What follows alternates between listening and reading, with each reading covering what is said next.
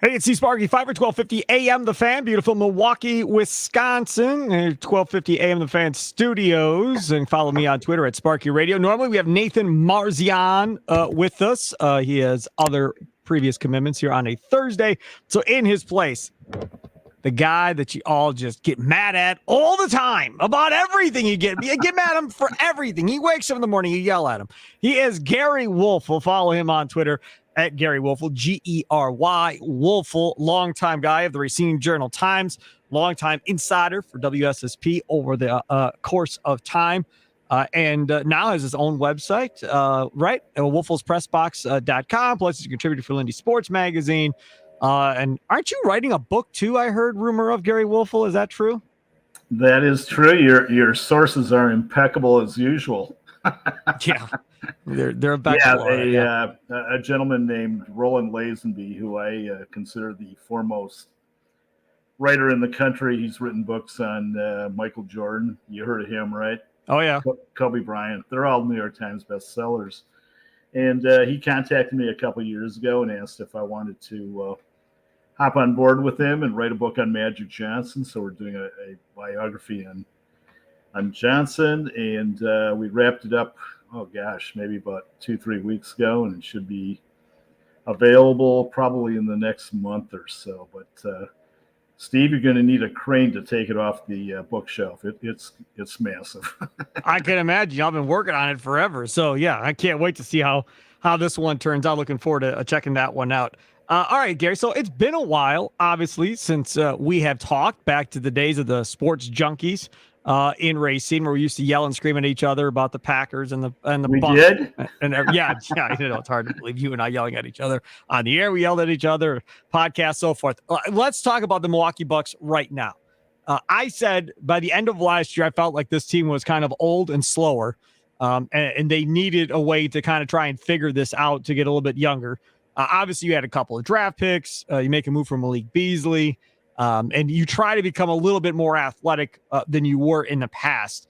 But for the most part, relatively the same team as they had last year, coming back again this year. But the last two seasons, they haven't been healthy in the playoffs. 2 years ago, it was Middleton. Last year, it was Giannis in that series against the Heat, missing, 2.5 games. That cost him as well. For you, what's the key for the Bucks this year if they're going to make a run like everybody has been expecting the last 2 years? Well, I think you nailed it. It's health, without a doubt. I mean, they can ill afford an injury to Lopez. They can ill afford an injury to Middleton.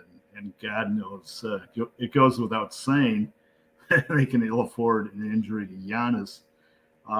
They don't have a lot of depth. I think they have 2 or 3 guys that are pretty solid. But, that team is so connected, those 3, that if one of the links of the chain breaks, I think they're in trouble, Steve. Well, again, they can't afford to lose any one of the big 3, but I think you can say that for most of the teams in the NBA for their 3 best players. If they lose 1 or 2 of those guys, they're going to have problems. I think we all agree on that. Giannis and that knee, not going to be playing in the World Cup or whatever they call that thing, which is great news, I think, if you're a Bucks fan, because you didn't want him risking injury. I think it's disappointing, probably a little heartbreaking for Giannis. He doesn't get to play for Greece because that is something he enjoys doing and loves doing at the end of the day. Anything to be worried about, do you think, with this knee injury with Giannis kind of going forward, where this could be a reoccurring thing? Or do you think once we get past this, we should be good to go? Well, I'll tell you what, as you well know, we did this or had this conversation on many a post-game show over the years about Giannis's knee. I remember going back 5-6 years ago, and after a game, he was headed to the showers, and he looked like he was older than me. I mean, the guy was limping, and it didn't look good. And, he's had to deal with that knee injury ever since. But I mean, if you're the Bucks and you're Jamie Dinan and Wes Edens and Jimmy Haslam, I don't care what the issue is. He's not playing, period. I mean, they got such a heavy investment in him. When you're paying a guy, around, what is it, $44 million, whatever he's going to make this year. If I'm an owner, it's just too big of a risk, So I'm sure he has a knee injury, but I believe it's a relatively minor one. Yeah, and he'll be fine, hopefully, at the end of the day. The other thing about this concerning the Milwaukee Bucks, I guess, going forward is what the rest of the Eastern Conference kind of looks like at this point. You have the James Harden fiasco going on in Philadelphia now. Now he's talking about maybe he's going to go play in China because they really love him over there. But he's not going to play, for the 76ers and Morley going forward, which, whatever. That By is the what way, it did is. you see McHale's comments on Harden today? No. He blasted him. He said basically that's the reason why he got fired. And Harden and him didn't get along in Houston. He came into camp vastly overweight. Oh, he was horribly overweight. Everybody remembers how bad he was when he came into camp. Yeah. Yeah, and McHale goes, that was planned. If it was planned, it's obviously speaks volumes about James Harden. You're right. So that leads you to believe. I wonder if that will happen again now. If they're going to make him play in Philadelphia, will he come in out of shape for Philadelphia too to get his butt traded or moved somewhere else? But looking at the Eastern Conference, it's still Boston, and I think it's still Milwaukee. Those are still the top two teams. And then you got some of the young up and comers that took a step last year, like the Cavaliers. After they got Mitchell, they look like a young team that could pose some problems maybe in the future. I don't know if it's this year. But this Bucks team is operating pretty much on a 2-year window at this point to try and get this thing done before seemingly the big four contracts are all up at almost virtually the exact same time, Gery. Yeah, I would throw Miami into the mix, Steve. And I would definitely throw Miami as the favorite if they get Damian Lillard, And when I was out the NBA Summer League in July, I mean, I'm telling you, everybody in the NBA that I talked to thought it was a done deal at that point. I mean, it was that close. So I'm not sure what the issues are at this point. But if Miami gets Damian Lillard, man, I'll tell you what, they are really, really going to be good. Well, it's going to be interesting to see what has to be given up. I think there's a good chance that Lillard and Harden both are playing on their respective teams that they're currently on when the season starts, that neither one of them get traded, and Lillard's playing in Portland and Harden's playing in Philly, because I feel like the GMs in the NBA are saying enough is enough. And we're not going to get bullied and pushed around into having to trade our star players because they don't want to be here anymore. And if we're not going to get a Brinks truck. Steve, you've been around long enough. That doesn't work. If players don't get their way, they're going to rebel. And what are they going to do, Gery? This is the thing. But Gery, what are they going to do? So Lillard, you're not going to come play in Portland? All right, stay home and watch. I got a young team anyhow, so we'll get a better draft pick if you don't show up. And but those are stars, Steve. I mean, I don't care. Why would I care? It would be akin to Giannis saying, "Hey, I don't know if I'm going to play." How many Bucks fans do you think wouldn't show up if Giannis didn't show up? Gery, but hold on a second here. The Lillard situation is a complete rebuild right now in Portland. They got Scoot, his replacement. They got it all set up. So if he says he doesn't want to play, if I'm Portland, cool. Then I'm going to get another great lottery pick. I don't have to slow down my progression of Scoot. He's going to get to go out there and play right away. These Portland fans are going to turn on Lillard because he's not showing up and playing. He's going to tarnish everything he's built out there. And right now, he's on a huge pedestal in Portland. Everybody loves Damian Lillard in Portland. Worship Damian Lillard. If you're Portland, and you can get Tyler Hero and let's say 3 or 4 first-round Tyler picks. Hero. Who cares about Tyler Hero? I don't care about. I wouldn't want Tyler Hero. No thanks, Steve. No way. No. And that's what Portland's saying. Portland's saying, we're good. We don't need Tyler Hero. Let somebody else take him. And that's the holdup. Nobody apparently wants to get in with Tyler Hero's contract and his value. The kid is getting a totally bad rap. He's a damn good player. And you know what?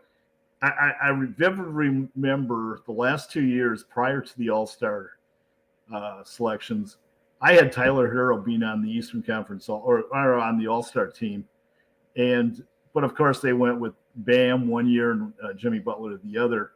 And, the guy's a good player. No, not there. I'm not a fan. Here's another statement in defense of Tyler Hero. Who played more minutes per game for the Heat last year? than Tyler Hero. Nobody. And Eric Spoelstra is not going to keep a guy on the floor for 30-plus minutes. Hey, listen, the dude can play. So if Tyler Hero is shooting, rap. if Tyler Hero is shooting the ball well, he's great. And when Tyler Hero isn't shooting the ball well, he's still shooting the ball. So that's part of my rap on him. He's just, to me, he's not that guy yet. He's just not. Can he get to be that guy in 3 or 4 years? Maybe. But if I'm he's Portland, not a franchise player, obviously not. But he's a very good player. To me, he'll be as good as Drew Holiday. He'll be as good as Chris Middleton or better. Okay. Now, hold on a second. Is he worth the money he got paid? Absolutely. I don't think the rest of the NBA agrees, because if the rest of the NBA agreed, there'd be a third team right now going, we'll take Tyler Hero. Hell yes, we'll take him. I don't see that third team stepping up wanting to take Hero's contract. And I still think it's going to go down before training camp. But remember years ago when the Bucks traded Brandon Jennings to Detroit? Yes. Well, I was out in Las Vegas, and I broke the story that Jennings was going to be moved to Detroit for Brandon night. I forgot all the specifics. And July goes, still no trade. August goes, still no trade. Well, the trade was eventually made, right? Yep. Sometimes these trades don't happen overnight. Maybe not. And maybe this eventually happens. I'm just saying I'm not getting pushed around as a GM or an owner by a star player that wants out. Sure, I'll try and trade you, but I'm going to get as close to fair value as possible. I'm not just going to trade you just to trade you. Because at the end of the day, I'm going to lose my job if I screw this whole thing up. I know you're all about you, but as a GM, you got to be all about you too and protecting your own job security at this point. Giannis would love to play with Damian Lillard, I'm sure. And I'm sure Damian Lillard would love to play with Giannis. He's not a kid anymore, Steve, either. I mean, he's, 33 as I recall, something like that? Yeah, he's older. Yep. Yeah, so, I mean, theoretically, he's maybe got 2 really good years left in him. Plus, he's got an outrageous contract. The team that takes him on is taking a gamble. So, but if you're Miami, you know what you have. You have an old Jimmy Butler and you have an old Damian Lillard to go with a young Bam Adebayo. And now, is that enough? How deep will they be once they give up all these assets in order to get Damian Lillard? That's the other thing. Just like over there in Phoenix. Who cares? They're surrounded by a bunch of run-of-the-mill players. I mean, they can plug in those. It's all about stars, and they would have 3 stars. So. Yeah, I don't know. I'm not as sold necessarily. And the other thing about the Heat is they've never been a great regular season team. They haven't. For whatever the reason with Jimmy Butler, they've never been that great of a regular season team. It's always been come playoff time, that's when Jimmy turns it on and starts playing ball, the way Jimmy Butler's capable of playing ball. I don't feel like Jimmy Butler is doing that throughout the rest of the year, whether it's load management, whether it's just, time taking games off and kind of going through the motions. But when it's a big game and he wants to win it, then you see the real Jimmy Butler, game in and game out. I don't feel like you see that all the time. And with Giannis, he brings it every single night, game in and game out. And that's what, separates him from so many other teams and why the Bucks normally have a really good record, because their star player is playing hard every single night. Let's talk about this NBA schedule with the Milwaukee Bucks that just came out. And that's been. Go ahead. I'm sorry. Go ahead. No, just getting back to Lillard. I mean, I was just going to say that's what distinguishes the great teams from the good teams, though. Your superstars do show up, and it's been that way forever. I mean, going back to Kareem, going back to Michael Jordan, those guys play 78 to 82 games, So, I'm a Lillard fan, and if he ends up in the Heat, my money's going down in the Heat. That's fine. I'll take your money. All right. So here is the Bucks opening schedule just released before we started the podcast today on Thursday. Bucks open at home against the Sixers, who we were just talking about. Harden, will he be there or won't he be there? That game's on TNT, a 6:30 tip on October 26th. That goes into Halloween weekend. Then they play Sunday night at home against Atlanta, and their first back-to-back Monday night home against Miami.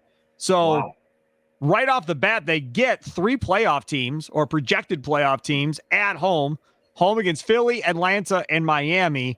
How do we like that start to the season for the Milwaukee Bucks, Gery? Well, I think it's going to be a daunting start for the Bucks. And we're talking about trades yet. I'm not convinced Atlanta's not done. And I think they're going to build around, obviously, Trae Young and Murray. And speculation, from all summer was that they want Siakam. And I heard that trade was close. I mean, it's just unbelievable how close some of these trades are, but they haven't gone down. But let's say if Atlanta brings in Siakam, that's a pretty good team. And then they get some really nice young players, to complement them. Now, are they on the same level as the Bucks or the Celtics or the Heat? Of course not. But they're going to be, vastly improved.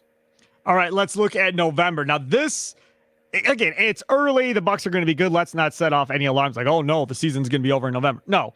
But as far as toughness goes, Bucks have 10 road games in November to 6 home games in November. I mean, they're on the road every single week of the month. They're on the road.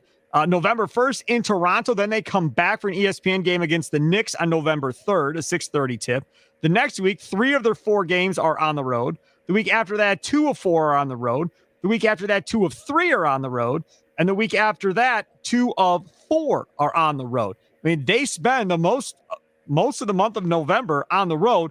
All are Midwest or East Coast games for the Bucks in the month of November. You've got road games against Toronto, Brooklyn, Indiana, Orlando, Toronto again, Charlotte, Washington, Boston, November 22nd. That's an ESPN game, the night of the 22nd. That's the night before Thanksgiving. And then at Miami on the 28th, another game on TNT. And then at the Bulls is the last road game in November on November 30th. You followed the NBA for a long time. My analysis is anytime a Midwest team ends up on a trip out east or in the Midwest, it doesn't seem to have the same effect as when they go to the West Coast. Yeah, that's true. The good thing for the Bucks, I mean, if you believe in the old adage that teams tend to bond more when they go on the road, I think this is perfect for the Bucks. With the new coach, Adrian Griffin. There's going to be a transition period. And, what I'm very curious about, Steve, is Griffin going to tweak the system or is he going to make some major changes? And a lot of switching, I think, Gery. A lot of switching on defense. Yeah, I know that was talked about from day one. And I'm not so sure if that's a good thing with this team. Like you said, it's kind of an older team. And I will say this for Budenholzer. I know he's had his share of critics, but to me, he optimized the talent of every one of his players and how he played Brook Lopez, for instance. Things like that. But going back to my original thought about the transition, they got to get to know Adrian Griffin, his personality, his tendencies as a coach, and he's got to win them over in those first couple months. And I think those road trips could come in pretty handy. Okay, so now let's talk about the month of December. This is where it gets fun. The first full week in December 4th through the 9th, is all that in-season tournament quarterfinals, semifinals, and championship game, which is on December 9th. Now, the semifinals and the championship game are in Las Vegas at the T-Mobile Arena in Vegas. So if they end up getting that far, they'll be in Vegas. If they're not there, then there's a whole formula of who they would actually play if they get eliminated early in this thing, and whether they'd be on the home or the away or however that whole thing works. So I have no idea how that works. Once that tournament week is done, then they come back, get this, with 6 straight home games from December 11th through December 21st, over 10 days. They don't leave Milwaukee. Home games against the Bulls, day off. Pacers, 2 days off. Pistons and Houston back-to-back, 16th and 17th, a weekend in Detroit, day off. Then the Spurs, another day off. Then Orlando, another day off. And then they take off for a road trip of 4 games after that. But that there is a big, big stretch right there leading up to Christmas where they get pretty much 2 weeks to sit at home in Milwaukee and kind of chill, run practices, and have home games. Well, they have 2 weeks of exhibition games. That'd be nice. I mean, seriously, they should, clean up on every one of those teams, right? They should. Yes, they should go 6-0 in that stretch. Yeah. There's not one team in that group you're going to say, my goodness, they're a legitimate playoff contender. I mean, all of them are basically, bottom tier teams. So, I mean, that could be a big stretch. I mean, if they do run the table or come close to running the table, that's going to build confidence. And again, that could be a real good thing for the Bucks. Yeah, no doubt. And then after that, they go on a little East Coast trip, East Coast Midwest. And this is, I don't like this part here. And I'm sure the NBA does it for a reason. But both their road games against the Knicks are over Christmas weekend. So you play on the 23rd in New York, 11:30 start. Then you have off on Christmas Eve, and then you're playing in New York again on Christmas Day on ESPN at 11 o'clock start time. So Christmas will be in New York for the Milwaukee Bucks coaches and players and so forth. And they'll be there probably, Friday they'll fly in? So they'll be there from the 22nd to the afternoon or early evening of the 25th until they fly out for their next game in Brooklyn, which is a hop, skip, and a jump. They take a plane from New York to Brooklyn if they don't bust it. Yeah, Steve, if you were Giannis, where would you rather spend your holiday season, in Oklahoma City, Memphis, or New York? Greece. And then after Brooklyn, then they go to Cleveland to end that short little jaunt. Then New Year's Day, they're back at home against the Pacers, a New Year's Day night game. 7 o'clock tip against the Pacers on New Year's Day at Fifer Forum. I'm not quite sure. That's my dark horse for making the playoffs. Pacers? Yeah, I mean, you start out with their coach. Carlisle's, got to be one of the top 6 coaches in the league, and Halliburton's really good, and they made some nice pickups during the summer. I think the pickup of Bruce Brown wasn't big; it was huge, and I think it makes the Pacers, a formidable team. There are some stretches here that could get interesting for the Bucks. When we start talking about, there's a stretch of 3 home games, the January 11th, the 13th, and the 14th, where you're home against Boston, Golden State, and Sacramento, 3 and 4 days. That could be an interesting stretch.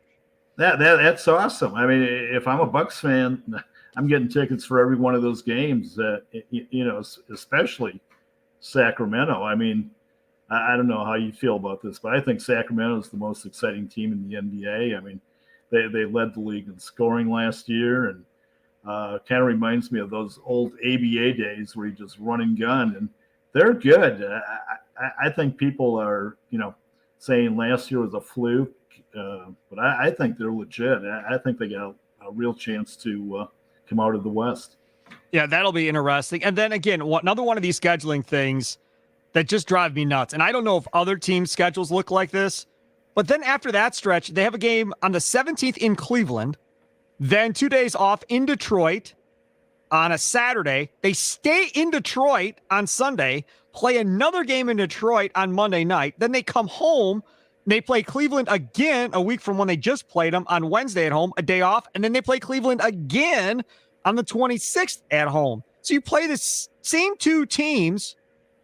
Well, Cleveland, you play 3 times in a matter of 9 days. And you know what? Maybe somebody can ask Monty Williams why he didn't take the Bucks job.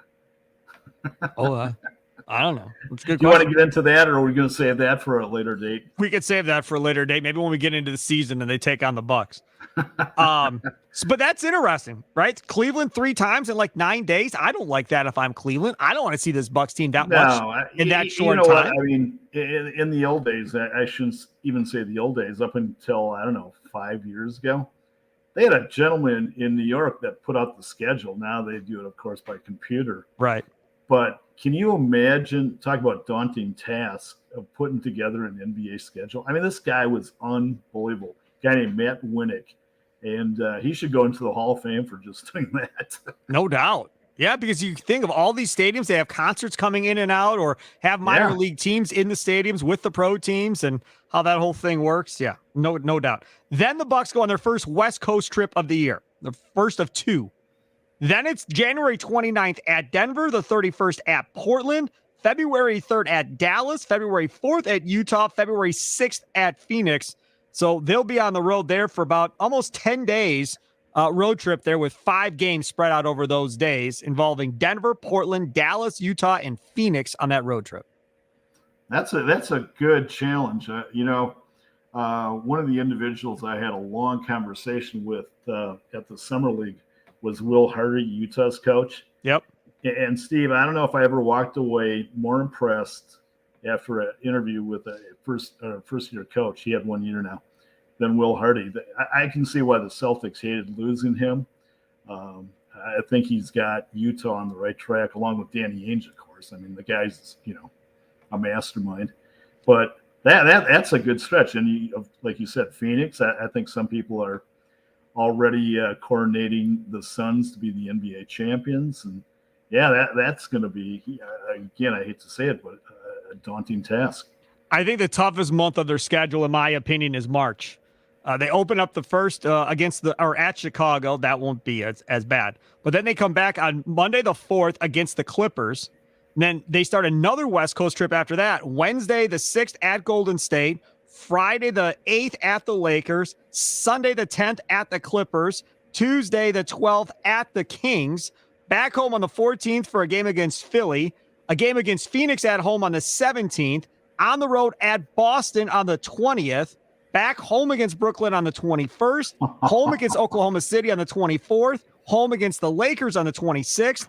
At the Pelicans on the 28th. At the Hawks on the 30th. That is, again, a daunting task. That's a tough month, man. That is a tough month. It is. And, again, you feel sorry for the schedule maker, the computer, but that's maybe the beauty of the NBA today. There's not any exceptional teams, great teams like you saw years ago, but there's a lot of good teams, and there are not that many bad teams. Right. You know what I mean? Teams that you just walk in and say, okay, it's an automatic W. There's maybe 2 or 3 left?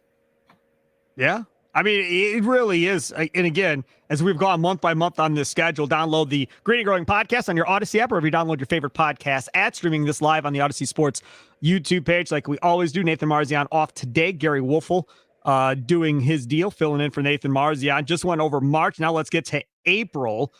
This is the last month, half a month before the playoffs start at Washington. Then they get 5 straight home games, which I think is a nice little benefit for them. Home against Memphis on the 3rd. John Morant will be back by that point, I think, if he doesn't get in more trouble. Then home against the Raptors on the 5th. The Knicks on the 7th. Boston on the 9th. That'll be a big game if they're playing for something. Orlando on the 10th. All 5 of those home games. Then they end the season in Oklahoma City on Friday the 12th. And their last game is at Orlando on the 14th. And that is your Bucks schedule for 23-24. Couple of tough stretches. A couple of favorable home stretches where they're home for quite some time on the schedule as well. But March is going to be a big month. They need to be healthy going into March. Yeah, and you know what? By that time, you could maybe see 3 Wisconsin products on the court for the Wizards. I mean, we're talking about Johnny Davis from Wisconsin, right? Patrick Baldwin from the University of Milwaukee, and Jordan Poole, who, is born and raised and grew up in Milwaukee and got traded by Draymond Green over the summer. So yeah, pretty much. That's going to be an interesting group. I think they're in for a long, long season. But again, I think it'll be interesting to see how those 3 kids from Wisconsin fare. Yeah, I agree with you on that as well. So there is your schedule for the Milwaukee Bucks this year. And again, they end up with quite a few nationally televised games this year as well. When you go over the whole thing, let me see here the number that they put out as far as how many nationally televised games they have overall. 19 of the Bucks regular season games are slated to be nationally televised on ABC, ESPN, and TNT this season.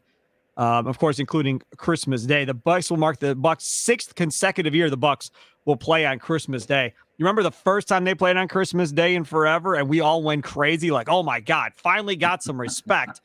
They finally get a Christmas Day game, and now it's been 6 straight years. And when Giannis leaves, they probably won't see Christmas Day for another 20 years.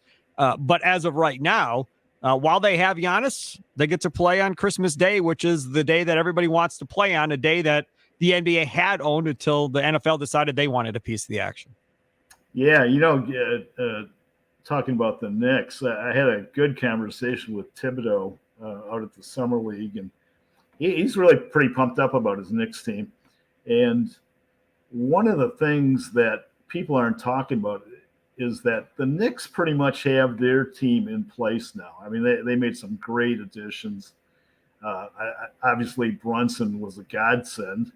And then picking up DiVincenzo, I mean, certainly solidifies their bench. But I was talking to some people out there. They are convinced that the Knicks are eventually going to parlay some of these players. They got a ton of picks, and they're going to go for the big fish, whoever that might be, in like a year or two, and then really make a run at the title. But interesting team they're putting together in the Big Apple. Thibodeau teams normally don't last very long with Thibodeau. There is a shelf life with teams that Tom Thibodeau coaches, just like there was with Scott Skiles, just like I believe there is with Jason Kidd. Some of these guys eventually just wear dudes out, and these dudes just start tuning them out after a time. Now, that roster last year was relatively kind of new, but Brunson was the big addition, obviously. We'll see how they come back and they play this year under Thibodeau again. And if Brunson can be as good as he was last year, this year as well, I think that's a big talking point. I think people look at the Knicks now and expect them to be a playoff team this year. Yeah, without a doubt. I mean, they go 8 deep. And again, you can say what you want about Thibodeau, and understandably so. But I think he's mellowed a little bit. In recent years, he doesn't seem to be as intense. I mean, basketball is that man's life. And I remember talking to an assistant coach a couple of years ago, and I asked him, well, what did you do last night? And he goes, well, I was in the office till midnight. And I go, really? And he goes, yeah. He goes, Tom was still there, and that meant we're still there. So. Right. Yeah, no doubt. I mean, he is a very good coach. I'm not questioning how good he is. I just think, like a lot of coaches, after a while, it gets old. It gets 4 or 5 years in, and guys kind of start hearing the same thing from the coach that they've always heard. They've heard the same rants. They've watched the man explode over the same things. They know what's going to come out of his mouth. And once you get to that point, it's kind of time to move on. And I'm not saying that's what happened with Bud in Milwaukee, where they kind of felt like, okay, it was maybe just time. It was just time to get a new voice. I think that was the case, though, Steve. I really do. I know you don't want to go out there, but I'll say it was. Let's face it. If Giannis wanted Mike Budenholzer to be coaching the Bucks this year, Mike Budenholzer would be coaching the Bucks. But didn't he want Jason Kidd to stay? We can go into that too, to a degree. But my point is, it's like they fired their lead broadcasters, right? ABC. Not who did they fire? Mark Jackson and Van Gundy. Van Gundy. And I was talking to a guy from the NBA the other day, and they said, well, you know what? If they wanted them to stay there, they could have stayed there. But obviously there were other influencers that determined that they weren't going to stay. So, yeah, that's horrible. That was a really good broadcast crew. I'm not as sold on Burke and Doc Rivers necessarily being all that good, but we'll see. We'll see how this whole thing goes. I think anytime you essentially put 2 play-by-play people together, I'm not a fan of that in any booth, whether it's baseball, the new group, the new basketball, tandem? Football. What? You like the new tandem? No, I don't. I don't like Burke in there with Breen and Doc Rivers. I rather would have seen Doc Rivers with a former player, or if Burke was going to be in it, then let her be the play-by-play, and then let have 2 other former coach players or whatever else to do it. I don't. We'll see. We'll see how Doris Burke and Doc Rivers volley back and forth, because that's what's gonna make the broadcast. When you have 3 people, I don't like 3-person TV booths. I don't like 3-person radio shows. I know the Big Show had 100 people. I know I know that, but I was involved. So, and I'm saying that because I wasn't listening, but apparently a lot of you really liked it, so that was good. I enjoyed doing it with Gery and Leroy. But my personal take is, I don't like TV booths that have that many voices normally, unless they're really, really good. And from the perspective of what they were really good. Jackson and Van Gundy were able to poke fun at each other, were able to get mad and let it go and move on. Gave you some analysis, gave you unique takes from a coach and a player perspective. That's what made that great. I don't know what's going to separate this broadcast team from everybody else at this point. I don't. I couldn't agree with you more. And talking about Jackson, it's no secret he wants to get back into coaching. They'll never allow it. But based on everything I've seen, he's never going to coach again. That's done. Well, one of the things I brought up with him in a conversation I asked him if he had any interest in coaching the Bucks when, the job came open. And he said, yes, he was. And I said, well, what happened? He goes, he never heard a word. No, of course not. So, I mean, it looks like Mark Jackson's never going to coach again, which is a shame. I think they should give the man another shot. But getting back to the broadcast part, I couldn't agree with you more. I thought they were really good. They played off each other. They brought a sense of humor. They took shots at each other. Yep. And it was just good TV, So I don't know why. Once you decided, okay, we want Doc, well, then just let Mark Jackson stay. Let Mark Jackson and Doc go back and forth and let Breen be the play-by-play guy and go. I don't know. I'm not the one in charge of doing that TV stuff. I've never been in TV from an executive standpoint, so I have no clue what their thinking is. But it's the same thing I kind of say about the Brewers broadcast. Bob Uecker is going to retire here at some point. No way. So far to this point, what they've decided to do from the Brewers radio broadcast is just a bunch of play-by-play dudes. With all due respect, it's just not great. It's not bad. It's just kind of meh, right? It's okay. It's nothing special, but Uecker was entertaining. That was the entertaining part of it. Exactly. McLaughlin and Paschke, they were entertaining because, again, you had storytelling, McLaughlin's emotions, everything going on with it. That was entertaining. That made it fun, and you don't have that right now. Now we've got just Marcus Johnson. I love. I think he can be very entertaining. But I think Marcus Johnson is a hell of a broadcaster. Yes, very, very good. Love Marcus Johnson. To be honest with you, you're only good as your supporting cast, and I think there have been times in the past where the supporting cast hasn't been great. But I mean, this guy is articulate. He's got a ton of stories to tell, and from my perspective, he should be on national TV. Yes, right. Now, there you go. Let Marcus Johnson go sit in the booth with Doc Rivers and Mike Breen, and let's see what that looks like. Now, that's not going to happen because Marcus Johnson is in Milwaukee. They're not going to take the Bucks analyst in Milwaukee and put him on national TV in the booth. But that's a hell of a good idea. That's what they should do. They should give him a chance. They give Brian Anderson a chance to do, national baseball and national basketball and all this other stuff. The Brewers announcer, I mean, he's down to 25, 26 Brewers games a year, something like that. But he's still traveling all around. Let Marcus Johnson have a shot at that thing. I wonder if if Marcus had even talked to them at all at any point about that, or maybe he doesn't have any interest. But I mean, historically, that's been the story with the NBA and the networks. They take guys in their backyard, East Coast guys. And, if you could be the greatest broadcaster in the world, but if you live in Cleveland, Detroit, Milwaukee, Chicago, Kansas City, etc., you don't have a prayer in hell of working for the major networks. Yep, I hear you. He is Gery Woelfel. Follow him on Twitter at Gery Woelfel. Buy one of those Lindy sports magazines when they come out. He's got how many pieces? How many previews did you write in that thing? 8 or 9? I did 9 previews, and I will tell you, I did a feature story, or a sidebar, I should say, on Adrian Griffin, who was very candid about, his situation. He knows he's going to be under, extreme pressure. And I think it's a good read. So, yeah. Before we get out of here, we didn't talk about this, but since you brought up Adrian Griffin again, can you ever remember another situation where a pro team of any kind brought back 2 former head coaches to be assistant coaches for another person? I mean, Prunty was the interim head coach after Kidd and was here. And then in a completely different era of Bucks basketball, Terry Stotts was the head coach.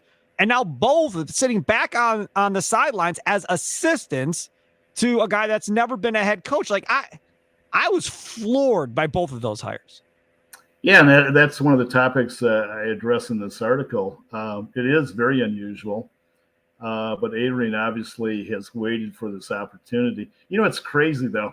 Usually when a guy gets his first job, it's with a bad team. You know what I mean? Right. And they're gone within 2 years. Yep. And Adrian's one of the few guys, maybe the only guy, that's been given the keys to a very good team. But yet this team is at the very end of its window, I believe. I mean, the window for winning the title is very small now. But, it just intensifies the pressure on him. He knows he has to win, and he has to win big. So I hope he does, because I think Adrian's a terrific guy. I've known him for a long time. He's got impeccable character. I know the players love him. Coaches that worked with him love him. So I wish nothing but the best for, Adrian Griffin. As Bucks fans, the regular season doesn't count for a majority of people anymore. Correct. A lot of Bucks fans just wait for the postseason. Yeah, they'll see when they're playing the Celtics, they'll watch, or the Heat, or LeBron, or whatever. Those bigger games, they'll tune on. Before, it was watching every game because you're fighting to get to the 8th seed, and every game mattered if you're going to make the playoffs or not. And now it's like, whatever. I don't care if we're the 1 seed, 2 seed, 3 seed. Who cares? Just win when you get to the playoffs. That's all that really matters. That's when Bucks fans really get all in. And this in-season tournament, I don't think that's really going to help Bucks fans get in. We'll talk about it on the Green and Growing podcast, obviously. But I don't know how many more Bucks fans that pulls in during the football season. And that is the goal by the NBA, obviously, to try and draw fans away from the NFL and get in front of people more. Because really, until the NFL is done, the NBA is ignored in large part on these national broadcasts across the country. Gery, thanks so much for coming on. Follow me at Gery Woelfel, WoelfelsPressBox.com. And you follow me at Sparky Radio as well. And Gery was just up at Packers training camp practice, the joint practice of the Patriots. He's got some Packer stuff up there you can check out as well. Enjoy the rest of your day. Have a good one. My thanks to Gery Woelfel. Marzion will be back on Monday for the next one. Toodles.